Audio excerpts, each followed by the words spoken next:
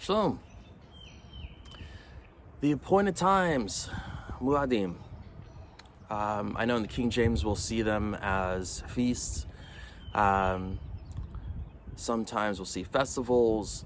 Their Hebrew root words, muadim, muad, means appointed time, appointments. And for Yahuwah, they're kadash. They're set apart appointments with Yahuwah.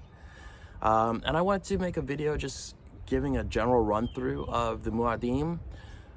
Per my calculation, we're near the end of another scriptural year, about to jump into a new one, kicking off with the first scriptural month, Abib.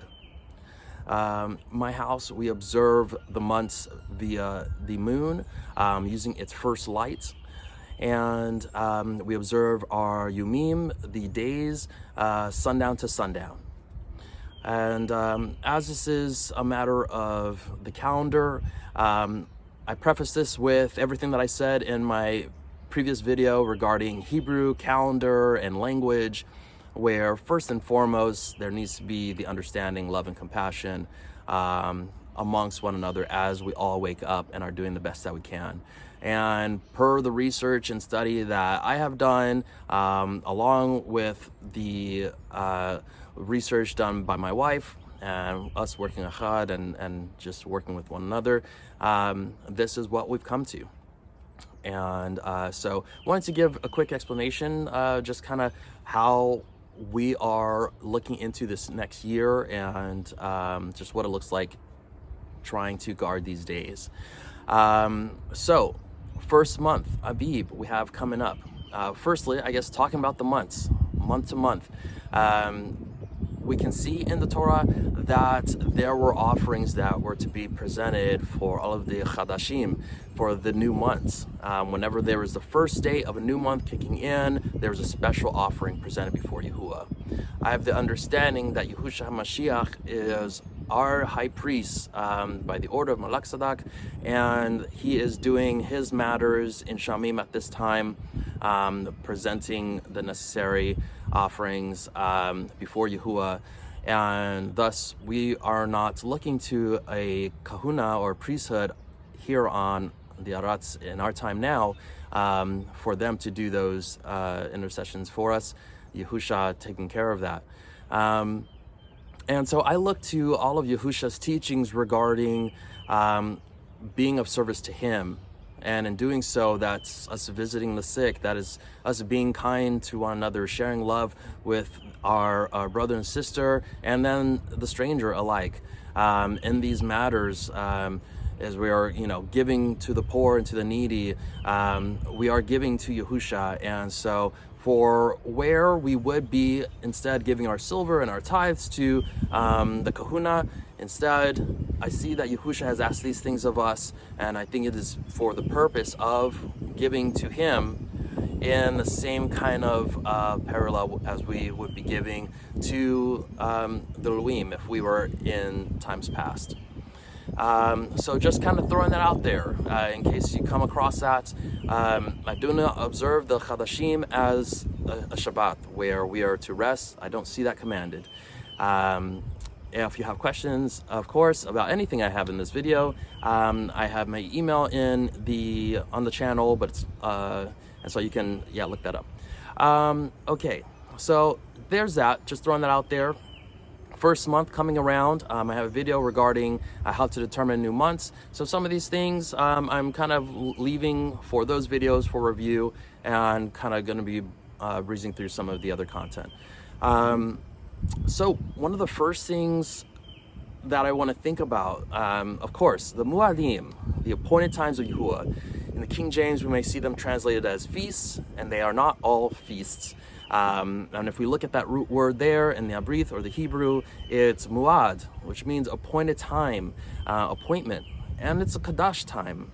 So these are set apart times. Oftentimes they are makra kadash, and so the makra being an assembly, a meeting time. So we have these meeting appointments that are to be set apart, and so let's just keep that in mind when we're talking about the muadim. So first one, Pasach, Passover. And so for Passover, it's in the first month. So one of the first things I'm thinking about, new scriptural year, My house, we indeed do our best to prepare that same memorial meal. Cooking a lamb from scratch, not as a sacrifice, but a memorial meal, remembering our deliverance, the deliverance of Yahusha from out of Egypt. So, the 10th month of Abib, the 10th Yom, the 10th day of Abib, that is the day that I want to make sure that I have my lamb selected, paid for, and inspected, making sure, okay, this is the one that is perfect, 1 year old, and preparation for this meal. Then come the 14th day of Abib.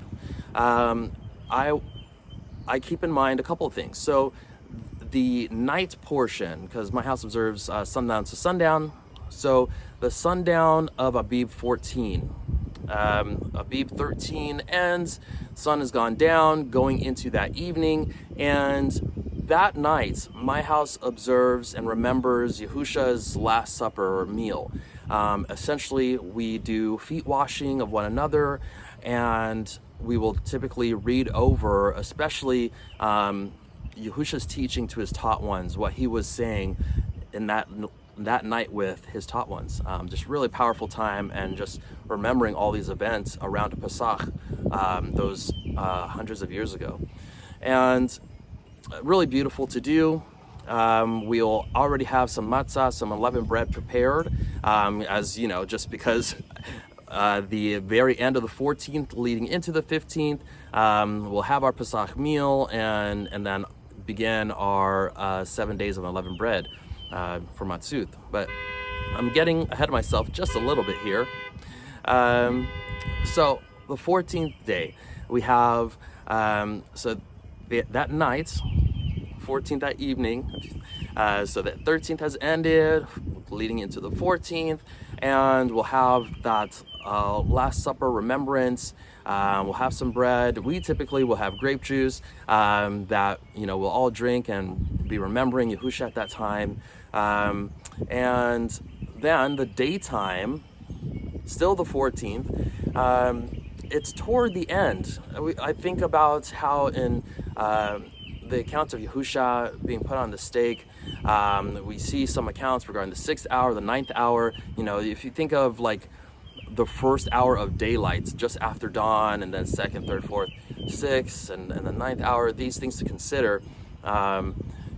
So basically, it's in the latter afternoon, loosely around 3 p.m. and on, we'll begin our heavy preparation of cooking the lamb from scratch for that Passover meal.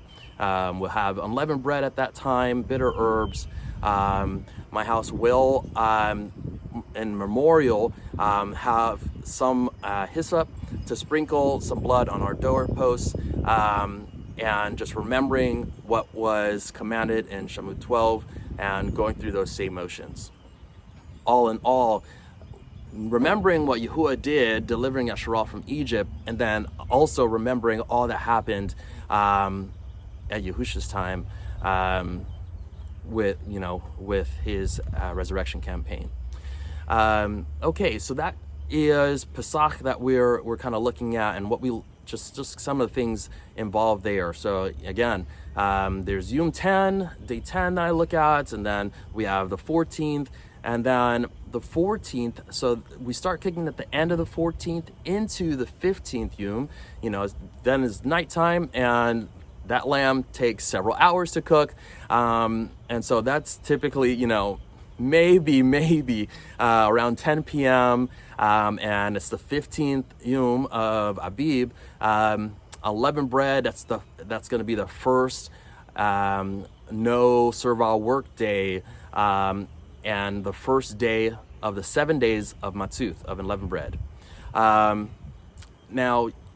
for review, Leviticus 23, Deuteronomy 16, you can look at these places, Exodus 12 especially. You want to look at these places regarding, you know, the details of all this, but I'm kind of just giving you off the cuff, like, rundown of what we'll do. So yeah, that night, the night of watches, cooking the lamb, enjoying matzah, enjoying our company with family, and you know, obviously would have already taken care of being called off of work. My job, I work part of the day and part of the night, so I need to be very mindful as to what my hours are, and they kind of shift week to week as well. I have Shabbat off, hallelujah, but the other days they all kind of shift around, so it's something I have to be watchful of, and I do my best months out letting my employer know, hey, I need to have this time off. And so it's wise to give your jobs as much notice as possible so you're covered, you're not scrambling last minute. Okay, anyway, so leading into Matzuth, the 7 days of unleavened bread, it goes from Pesach straight into Matzuth, really connected there. But those 7 days, no leaven in the house. So my house, we will get rid of leavening agents, you know, things that we use specifically for leavening. So that whether that's yeast, baking soda used for fluffing up pancakes, what have you. These things we will have out of the house. For things, we don't nitpick, you know, like shampoo and like, okay, is there, you know, something that's leavened in, you know, something that like, let's say baking soda that might be in, hard to say, maybe some kind of cleaning agent, what have you.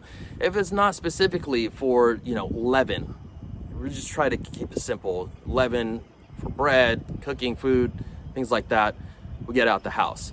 If there's something where, okay, if we had this item and we, you know, heated it up and, you know, yada yada, and then maybe it could be a leavening agent, we don't go to that extreme.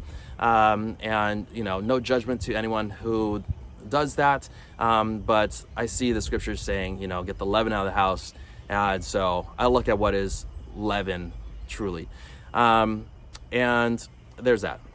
So get that all out of the house, of course, beforehand, and we enjoy our days of unleavened bread. Sure, we'll eat other things, you know, maybe other, you know, clean meats, what have you, but when it comes to our bread, and I mean just daily, of course, at least we're having some matzah, some unleavened bread to eat during those 7 days. The seventh day, the last day of the 7 days, another no servile work day, so you want to make sure that you're off work, and just enjoy that time there. Now that first and seventh day of matzah, they're both kadash makra, so we're to have a set apart assembly, and whether that's virtually or in person, I encourage you, let's keep that part of the command. If we have people that we can fellowship, we're choosing not to, and we're, you know, leaning into, oh, I'm fellowshipping with Yahuwah and Yahusha. Okay, I can understand that. I was in that place when I was alone. I first personally felt the conviction of, okay, well, now that I have access to in-person fellowship or even virtual, I would put my efforts into having an assembly with people and enjoy the Kadash Makra like so. As I see Yahusha just doing, he was around people for the set apart appointments. All right, so there's that. Now let's talk about first fruits really quick. As I understand it, first fruits, you know, the wave offering conducted by the Kahan, the priest, I would understand that Yahusha is doing that. And I also think of it to a degree where he symbolized a very special first fruits, the first fruits of the resurrection. And so with that in mind, I consider this. I calculate first fruits as being 3 days and 3 nights from Pesach, at least, minimum, and then the morrow of the weekly Shabbat. That would mark my first fruits time. And the reason why I think of that time and have to calculate that and know that is because then I begin my counts, my 50 counts for Shabbat, typically called Pentecost, but it's where their 7 weeks are counted, 7 sevens, 49. The next day is going to be the 50th. It always lands on the first day of the week, Yom Echad, and that would be Shabbat. So it's important to know when first fruits would be. I just remember the time and keep it into my calculation for Shabbat, and I have the expectation that Yahusha is intercessing on our behalf, presenting the special first fruits offering before Yahuwah, whatever that would look like in Shamim. The details of that I honestly just do not know. But I have a emunah that Yahusha is operating perfectly. Okay, so there's that I keep in mind as well. Now for, let's see, so after that, we have some time going past, and then later on, we have in the 7th month, so later on in the year, but just again, quick rundown of the muadim, right? We have Yom Teruah, so that is Feast of Trumpets is typically called. That's the first day of the 7th month. And so we have a set-apart assembly, gather with your fam. It's also a time where there's no servile work. So we make sure we're not having any servile work done. Call off of work, get that taken care of. And we have a remembrance of alarm, whether that's you shouting, whether that's you blowing a shofar, blowing a trumpet, making a clamor on a drum, praising Yahuwah with noise and alarm, and looking forward to the trumpets talked about in Chazan, Revelation, and there's lots of end times prophecy I will think of and study in that time. Really a time of expectancy, really exciting, and also kind of terrifying in a bit. Just anticipating Yahuwah's judgments. And it's a great time just to have our sense of urgency renewed. But let me not go too deep in there. I just want to share a bit on, okay, how I'm observing these times. Next up, it's the 10th day of the 7th month, Yom Kaffarim, Day of Atonement. And so during that time, we are to afflict our beings. And so for myself, I will typically fast from food and water, sundown to sundown, that 10th Yom. And also have a set-apart assembly. Obviously, it's Shabbat, so I want to have a cessation of work. I'm not working during that time. Separate from the weekly Shabbat, it's on its own time. Sometimes there's a double Shabbat that can happen, what have you, and I just rest, set apart assembly, celebrate before Yahuwah, and definitely be eating the bread of the word on that day, being filled of a different kind of food. It's a special time.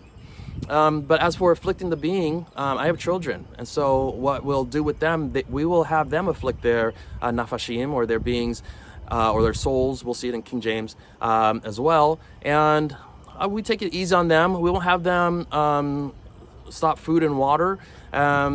Maybe it'll be no juice, just water only that they can have. And then, you know, they'll have limitations regarding their entertainment choices, things like that. And so that way they're just making sure that there's still some affliction of even their beings. Restriction of just like what they would do on a typical Yom and just hanging out, whatever, we would employ those. And I know for myself, as they get older, they're not even teens yet, but I know like I'll be offering for them to like, hey, you know, would you like to do this with me? Fasting from food at least, and then maybe water. And then there's going to be a time where it's like, okay, hey, we're going to be doing this. We're fasting food and water, but they're young, so making sure to keep that into account. And so for those of you out there who, you know, there may be different health restrictions, what have you, I understand that. I'm not alhim to, you know, judge any matter there, but the command there is to afflict your nafashim and to afflict your souls, your inner being. And I see in the scriptures one way to do that is fasting. The fast is literally to cover the mouth. And so for me, I'm like, okay, I think of that as just one way, but there are ways that we can also afflict our beings if one, we're unable to do those, to fast from food and water, or also just on top of that, restricting yourself some other means. If there's some other kind of pleasure that you will enjoy, you know, restricting yourself even from that during that fast can be a way you can further afflict your beings. So I think it's a good time. Also, you know, remembering, it'll come through the scriptures, of course, of 𐤄𐄅𐤄 in times past, and things to look forward to, consider in times to come. There's this whole covering aspect and washing of sin. Really beautiful what Yahuwah has left in the Torah for us to discover.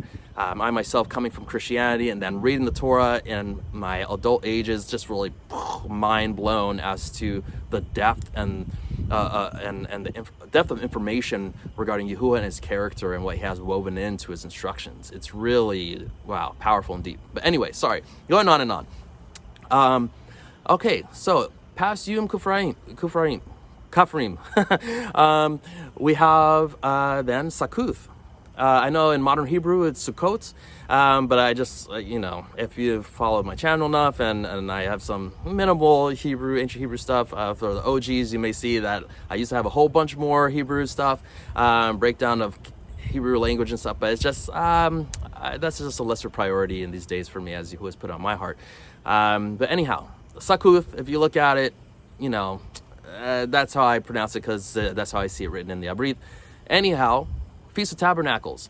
At this time, it is a 8-day festival. In contrast to the 7-day festival of Matzut, we have Sakuth. It's a time we're to dwell in tents and booths, temporary dwellings for 8 days.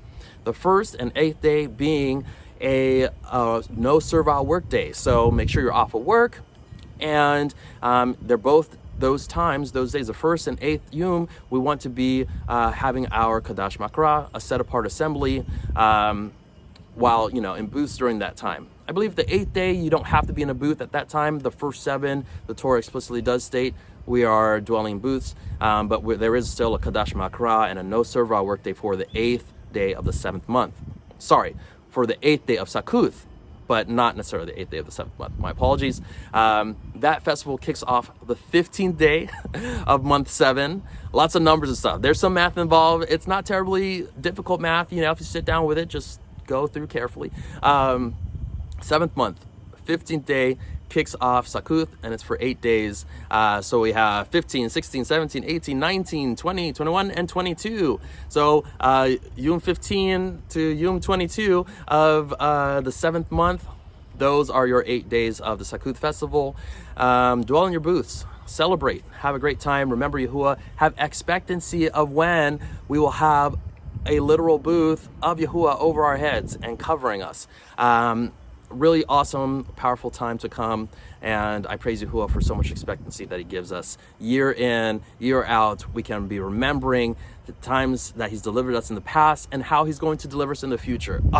To the Yahuwah. Okay, and so that's kind of like really rough, the big muadim there that I'll be remembering, thinking of, and roughly just how my house will observe it. And if we look at the scriptures and are just refreshed, these things don't have to be so daunting. We can do them and be encouraged. Oh, you know, okay.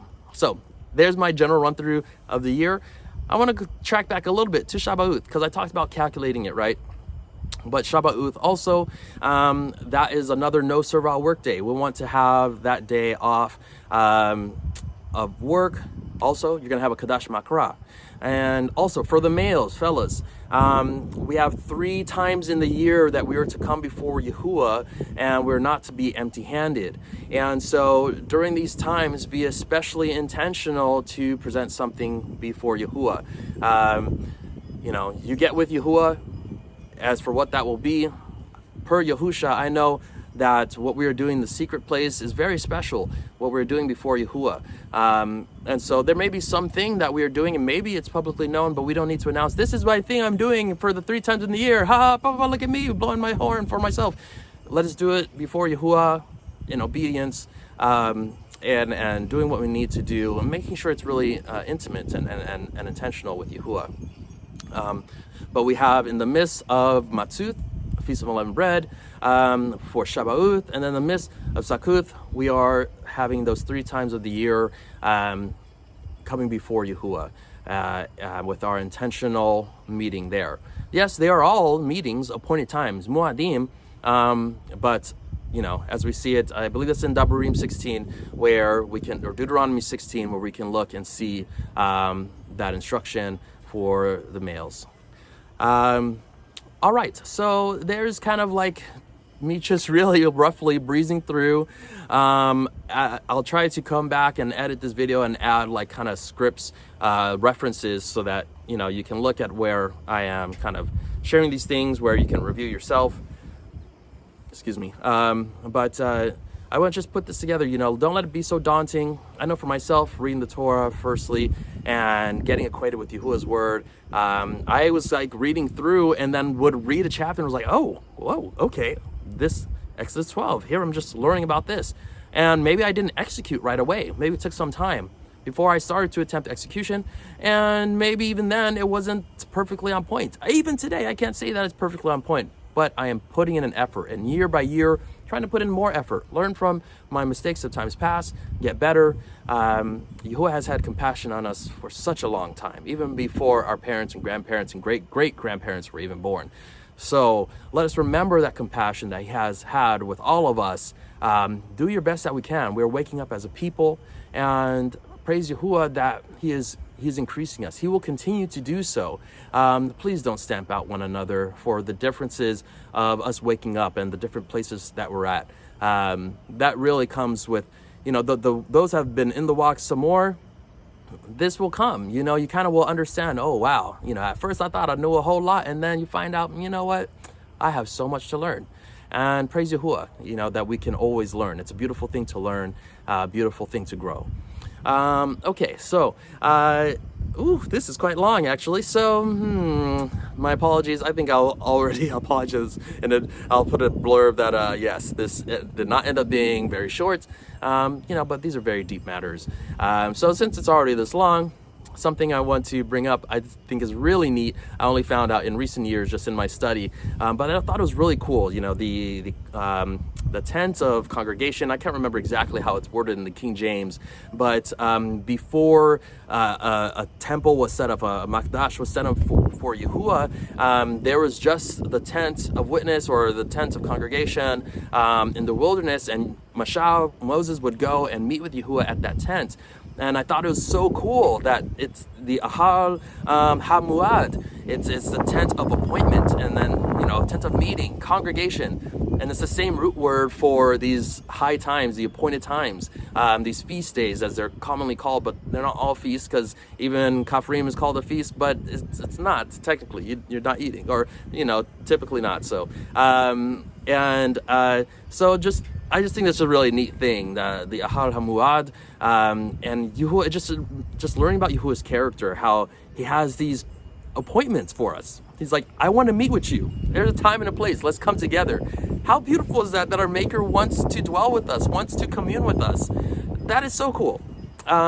So anyway, for the moment, that's I'll kind of stop nerding out on that. But I praise Yahuwah for all of you out there enduring and professing Yahuwah and Yahusha. May Yahuwah barak you and your loved ones, and may this aid a bit as we are looking forward to a new scriptural year. However, whenever you're observing, as long as you're doing it in sincerity of your heart, knowing that before Yahuwah, what he has given you, you're operating in that with diligence, praise Yahuwah. One day we will all be united. There's going to be no doubt, no question about anything. For the time being, I did want to share what my house does, what we plan on doing.